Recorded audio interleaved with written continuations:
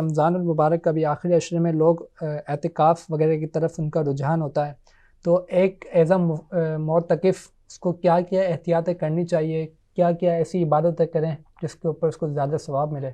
मस्जिद के अंदर जब हम आए हैं तो मकसद ये है कि इबादत ज़्यादा से ज़्यादा करें। फ़कत 10 दिन के लिए अपने आप को बंद कर लेने का नाम एतिकाफ़ नहीं है, बल्कि दर हकीकत रब ताला की बारगाह में हाज़िर होकर इंसान ज़्यादा से ज़्यादा इबादत करे, मुनाजात करे, इस्तिग़फ़ार करे, रब की बारगाह में गिड़गिड़ा कर जो है वो मग़फ़िरत मांगे, जहन्नम से आज़ादी का परवाना जो है वो तलब करे।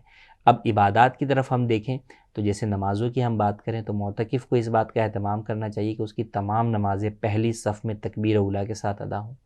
वरना ऐसा होता है कि मस्जिद के अंदर आने के बावजूद भी कई लोग जो है वो वज़ू के अंदर इस कदर ताख़ीर कर देते हैं कि जो घरों से आने वाले नमाज़ी हैं वो तो पहली सफ़ के अंदर खड़े हुए हैं, मोअतकिफ़ साहब आखिरी सफ़ के अंदर जो है वो खड़े हैं। तो जब आप आए ही हैं तो आम आदत भी ऐसी होनी चाहिए, लेकिन चलें एतिकाफ़ के दिनों से अपनी इस आदत को पुख्ता करें कि आप मस्जिद की पहली सफ़ में और तकबीर औला के साथ नमाज़ अदा करें। सुन्नत क़ब्लिया नमाज से पहले जो है वो पढ़ लीजिए, सुन्नत बादिया भी जो है वो सारी की सारी पढ़ें।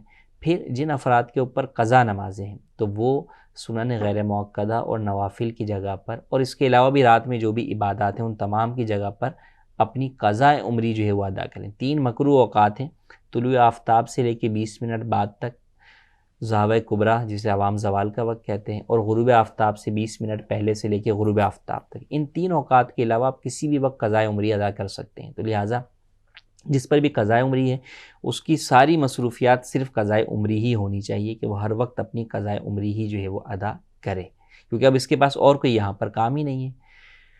फिर इसके साथ जिसके ज़िम्मे क़ज़ाए उम्री नहीं है तो वो तिलावत कुरान करीम का एहतमाम करें। अगर अब तक आपका कुरान नहीं ख़त्म हुआ तो आप कोशिश करें कि अगर आपको तजवीद के मुताबिक कुरान पढ़ना आता है तो आप एतिकाफ़ के 10 दिनों के अंदर एक कुरान करीम जो है वो मुकम्मल ख़त्म कर लीजिए। फिर ज़िक्र अज़कार और तस्बीहात के हवाले से अपनी पाबंदी बनाएं कि भाई रोज़ाना इतनी मरतबा दुरूद शरीफ पढ़ूँगा, इतनी मरतबा जो है वो तस्बीहात पढ़ूँगा।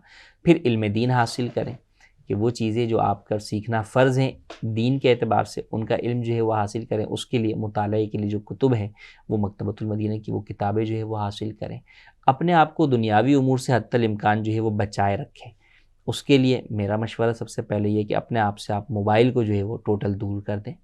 आपके दोस्त अहबाब भी आएँ तो उनके भी मोबाइल के ज़रिए से आप किसी से कनेक्ट ना हो कि आप अपने मोबाइल तो घर पे रख दिया लेकिन दोस्त के मोबाइल पे सोशल मीडिया चल रहा है, तो फिर फ़ायदा नहीं होगा। जो हम एतिकाफ़ की रूहानियत नूरानियत चाहते हैं वो फिर हासिल नहीं होगी। तो लिहाजा आप अपने आप को टोटल जो है वो दोस्तों से भी दीगर से भी अपने आप को जुदा ही रखें, अपने आप को इबादत के अंदर जो है मसरूफ़ रखें। कोई आए तो ठीक है, मुख्तसर सलाम दुआ जो है वो कर ली, उसे नेकी की दावत जो है वो दे दें।